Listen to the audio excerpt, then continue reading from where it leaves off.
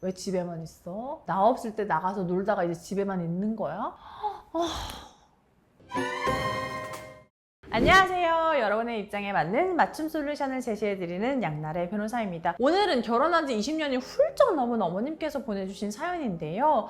오늘 사연의 주제는 바로 남편의 의처증입니다. 우리 의처증, 의부증 이런 말 되게 많이 들어보셨을 거예요. 과연 어느 정도로 집착을 하고 있는지, 그리고 어느 정도가 되었을 때 이혼 사유가 된다고 볼 수 있을지 바로 사연 시작합니다. 네, 우리 사연자분은요, 결혼한 지 20년이 훌쩍 넘은 이제 중년의 어머님이십니다. 사실 결혼하고 나서 우리 다 정신없이 사시잖아요. 뭐 애기 키워야 되지, 애기 이제 초등학교 가면 그때도 신경 쓸 거 많아, 중학교, 고등학교. 돌이켜보면은 결혼 생활 내내 가정을 위해서 나는 내 삶 없이 우리 자녀들을 키우고 남편 내조하고 이렇게 보내오셨다고 해요. 그래서 아이들이 다 이제 성년이 되고 자유시간이 많아졌기 때문에 이제는 더 몸이 힘들기 전에 친구들도 좀 만나야지, 문화센터 좀 가야지, 자연스럽게 외부 활동을 하기 시작하셨다고 합니다. 사실 저는 그거 아주 좋다고 생각하거든요. 그렇게 활발하게 외부 활동을 하고 해야 어머님들 나이 때 갱년기가 왔을 때 잘 극복하실 수가 있거든요. 그런데 이렇게 내가 활동적으로 다른 사람을 만나기 시작한 시점부터 남편의 집착이 엄청 심해졌다고 합니다. 왜냐면 또 남편분들은 상대적으로 젊었을 때에는 밖에서 막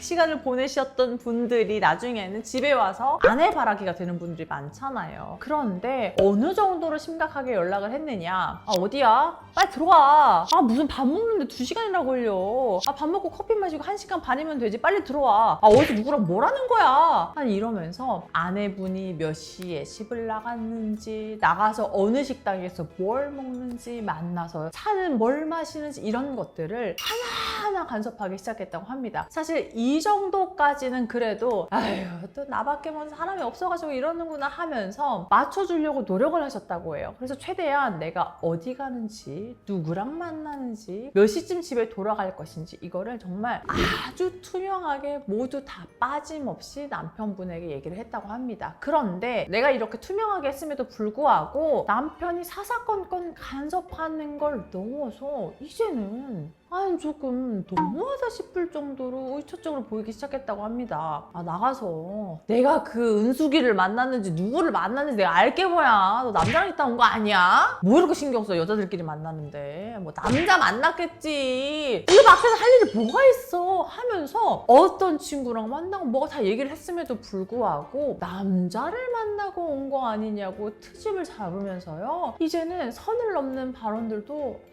아주 그냥 빈번하게 하기 시작했습니다. 요즘 보니까 피부가 좋아진 것 같아. 왜? 남자 만나서 밖에서 뭐 놀다 오니까 피부가 절로 좋아져? 당신 뭐 남자 만나서 어디서 뭐 자고 오는 거 아니야?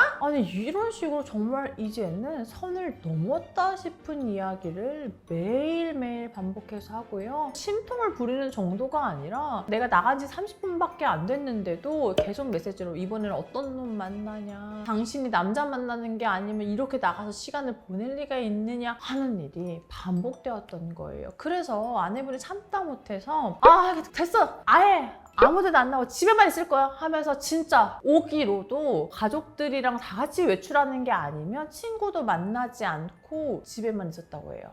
그런데 남편이 왜 집에만 있어? 나 없을 때 나가서 놀다가 이제 집에만 있는 거야?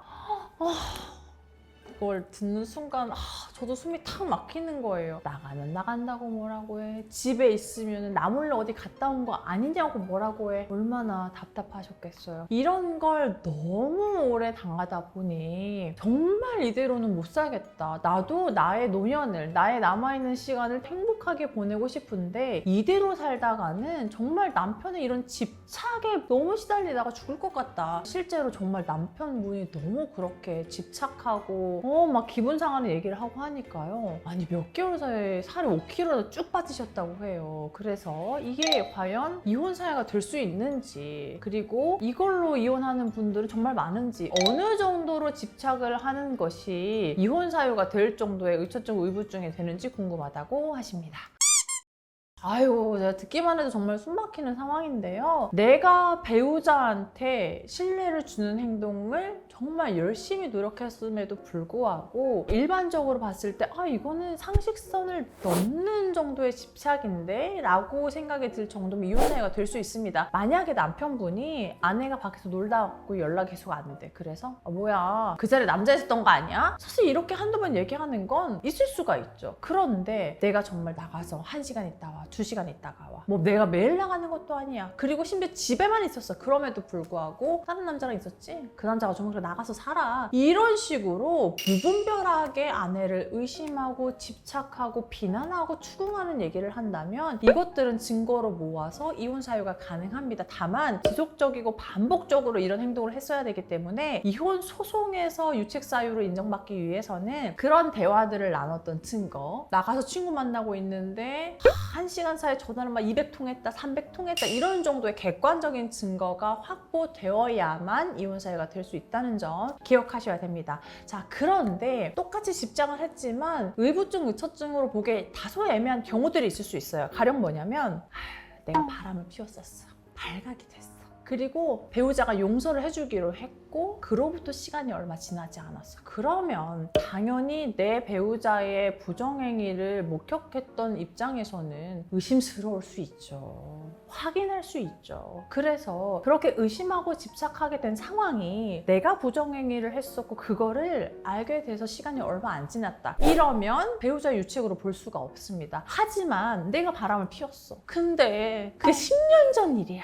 근데 10년 동안 난 정말 가정에 충실하고 배우자가 원하는 대로 다 투명하게 공개를 했는데도 또 여자 만났어? 혹은 또 남자 만났어? 일로 와, 핸드폰 검사해. 위치 추적 어플 깔아. 이렇게 되면 그때에는 이혼 사유가 될 수가 있겠죠. 그래서 배우자가 집착하고 의심하는 상황이 어떤 상황이었고 어느 정도로 이렇게 행동을 하고 있는지가 유책 사유가 될 수 있고 없고의 그런 경계에 걸쳐 있을 수도 있기 때문에 내가 정말 이런 것 때문에 너무 힘들어. 그런데 이게 이혼 사유가 될지 궁금하다 하는 분들은 법률 전문가의 도움을 좀 받아서 증거도 좀 검토해보고 한번 상담 받아보시는 것을 추천드립니다. 왜냐면 또 어떤 경우도 있었냐면 저한테 배우자가 너무 의부증이 심해요. 사회생활을 못하게 만들어요. 해가지고 상담을 받으셨는데 알고 보니 동성 친구랑 술 마신다고 얘기를 했는데 이성 친구하고 단둘이 술을 마신 경우가 있어서 아내가 그것 때문에 의심을 하게 됐다던가. 사실 이러면 그런 행동이 정당화될 수 혹은 이해될 수 있는 범주 내에서 일어날 수 있는 상황들이잖아요. 그래서 내 상황이 정말 객관적으로 어떤지를 파악하기 위해서라도 내가 정말 이런 것 때문에 심각한 정도로 고민이 된다 하면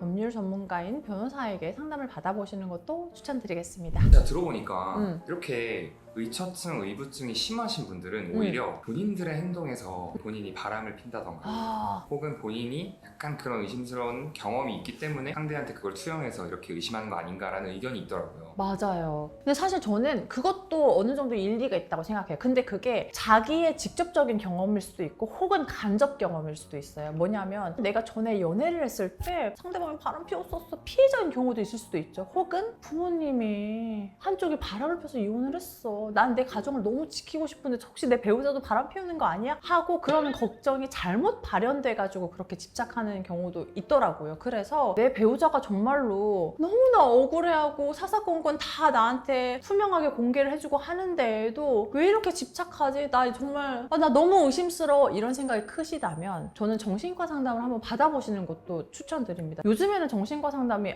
정신과 뭐 병이 있대 이래서 정신과에 가는 게 아니고 우울증이 감기처럼 올 수도 있다고 하잖아요. 뭔가 나도 나의 심리 상태에 대해서 한번 검사해보고 도움을 받기 위해서도 저는 가는 거 굉장히 추천드리거든요. 사실 불면증 있는 분들도 가시잖아요. 그래서 직접적이든 간접적이든 그런 경험 때문에 내 여자친구를, 남자친구를, 배우자를 의심하게 된다면 병원에 가서 진료를 받고 해결하기 위한 노력을 스스로 하는 것도 너무 중요합니다. 그렇지 않고 결혼을 했다가 내가 유책 배우자가 될 수도 있기 때문이죠. 네, 제가 오늘 이렇게 남편의 의처증 때문에 힘들어하시는 분의 사연을 소개해드렸는데요. 여러분도 혹시 말 못하는 사연이 있으시다면 아래 메일 주소 혹은 제 인스타그램 DM 메시지로 보내주신다면 제가 사연 소개해드리고 솔루션 드리도록 하겠습니다. 오늘 영상 도움 되셨다면 좋아요, 구독, 알림 설정 부탁드리겠습니다. 감사합니다.